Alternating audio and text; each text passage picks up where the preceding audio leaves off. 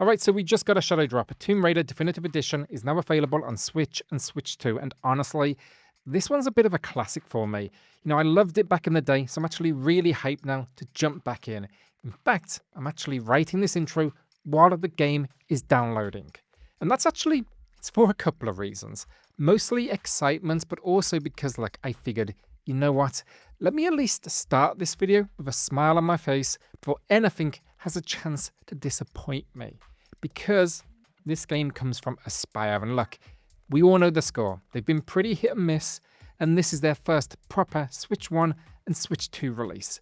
Traditionally, they've been pretty lazy with the ports they've done, and I'm just kind of sitting here praying to every gaming god available that the Switch 2 version isn't a slideshow.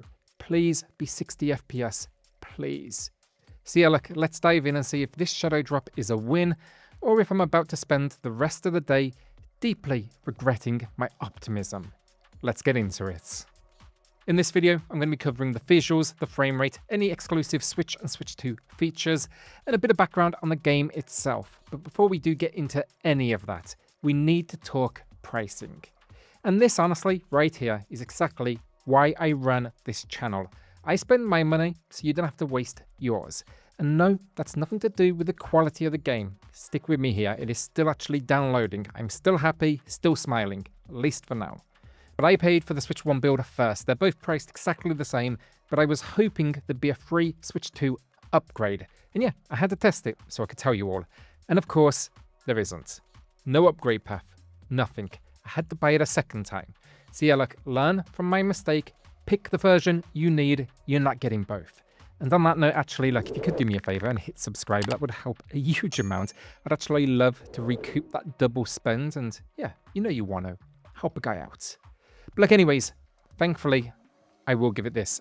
As I said, they're both priced the same, and the game itself is at least budget. It's $19.99 USD, full price, and there's actually a launch discount, and honestly, I do expect we're going to be seeing plenty of discounts in the future. So very quickly then, what actually is Tomb Raider Definitive Edition? Well, it was very much their answer to Uncharted at the time. It was a 2013 reboot for the series, and yeah, this Definitive Edition was actually released 2014. It was rebuilt for PS4 and Xbox One. But yeah, this is the game that took Lara back to square one, younger, inexperienced, and basically just thrown into absolute hell from minute one. And the setup is simple. Lara's ship crashes, she's separated from her crew, and she's stranded on a dangerous island full of enemies, tombs, storms, and, well, enough near-death moments to make you question how she is still walking by the end game. It is a mix of cinematic action, exploration, bow-based combat, and the kind of set pieces that were just designed at the time to show off hardware. This release then even features the multiplayer mode, which is definitely a nice touch. Anyways, this isn't a full review. I'll definitely cover that later here on the channel once I've spent some proper time with it. But now, let's get to the good stuff, starting with visuals. Alright, so now I've played the game. I'm going to go straight in. This is where things are a little, I guess, strange. Look, side by side, the first thing you're going to notice is clarity. The Switch 2 version simply looks sharper, and that's thanks to the higher resolution. Rock textures, foliage outlines, character details, lighting gradients, everything just looks cleaner, and especially in handheld, that is a really solid jump. But after that sharper presentation, there's not much else going on. The actual assets, identical. Character models, identical. Shadows and lighting, also identical. It really feels like the Switch 1 version was built to run safely on that hardware, and then Aspyr said, cool, let's slap a Switch 2 logo on it, ship it, but just, bump the resolution a dash. Basically, there's no added detail, no new effects, nothing that takes advantage of the extra power. And the rough edges then are still here too. Aliasing is very noticeable on both versions, those jagged edges. The foliage pop-in happens just as close on each system. Sometimes leaves and bushes take on that slightly kind of noisy, dotted look, almost transparent, when you move past them. And honestly, Switch 2's higher clarity just kind of makes those issues easier to spot. The visual behavior here is identical. Now that's not to say the Switch 2 version looks bad. The bump in resolution absolutely helps. It goes a long way, in fact.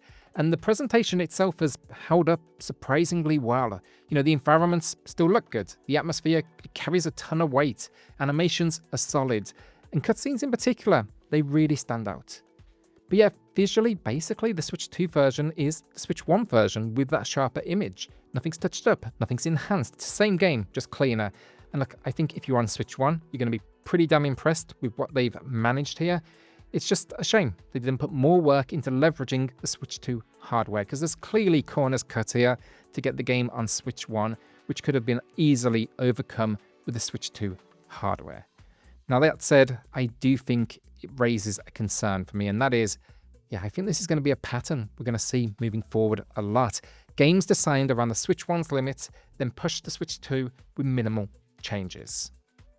Now though, complaints out the way, I do have a genuinely big positive for Switch 2 owners, and that is the frame rate. On Switch 1, the game targets 30 FPS, and while it's far from unplayable or anything, it's just not entirely stable. In the opening 30 minutes, which is a surprisingly demanding run of set pieces, you will see minor, I'd call them, fluctuations, nothing dramatic, especially on the graph on screen. It doesn't look like it's really doing anything, but you do feel it in those heavier moments. Switch 2 though, they pushed it to 60 FPS, and it is rock solid. No dips, no wobbles, no stutter. Just a completely smooth experience from start to finish in the areas I tested, and honestly, it feels great. There's not really much else to say here, and like the visuals, this is exactly the kind of upgrade I want to see. Simple, effective, and instantly noticeable the second you pick up that controller. Now though, we went from somewhat disappointing to really good news. Now we're just going to the plain weird. So let's talk about the Switch and Switch 2 exclusive control options. Now on both systems you get gyro and touchscreen support, and then on Switch 2 you get mouse mode. And all of this sounds fantastic on paper, but let's go through them. So first up, gyro. It just wouldn't work for me. On either system, I turned it on halfway through my run, nothing. I restarted the game with it already enabled, nothing. I tested Pro Controller, Joy-Con, Switch 1, Switch 2, still nothing. So yeah, it's strange, and it's definitely going to need a patch because you can turn it on and off, but it doesn't actually do anything. Next then, touchscreen controls. I honestly can't work out the point of this. It works on the main menu, which is, great, I guess. But once you're actually in the game, it doesn't seem to do anything meaningful. Maybe there's some tiny use case hiding in the UI somewhere, but if it exists, I couldn't find it. And then finally, there's mouse mode on Switch 2. This one's interesting. The good news first, it has proper sensitivity options. That's what we like to see. Plus, while it is technically always active, if you do pick up the controller, it automatically switches back to standard controls. I like that. That's solid design. It means you can actually just use the mouse mode for aiming if you want to, and then you can pick it up, carry on with the experience. You can, in those moments, if you want to, use it for full camera control, but I will say it's an absolute pain because the ergonomics just not right for it. But here's the big problem with this. Once mouse mode is active, meaning the system's recognizing, you're using the mouse, so the controller's face down, the control layout changes. You no longer aim with the ZL button. Instead, aiming moves to ZR and firing moves to the tiny R button next to it. So unless you've got really small hands, that setup just isn't going to work. It is cramped, it's awkward, it completely breaks the flow of movement, aim and shoot. Personally, what I want is simple. Let me use ZL as usual for aiming, then use mouse mode purely for fine movement and shooting. As it stands, mouse mode is a cool idea with horrible execution. Overall then, it's a decent port. Not a disaster, not a showcase. It's just a safe release that plays well enough, and thankfully the game itself it's still quality. Basically though, it's a typical Aspire release. It feels like the bare minimum effort was put in, and in the end we get kind of this half-decent product that has a few issues. So look, go play this Tomb Raider. It is really fun. It was again the series answering back to Uncharted. It did a hell of a job at the time. It's a shame they haven't put more effort into the Switch 2 version, but it does get a few core things at least right. So look, if you enjoyed this breakdown, do me a favor, hit subscribe. Let me know if you do want to see a full review once I've beaten the whole thing. Happy to have an excuse to play this one again. And I'll see you all in the next video. Cheers all.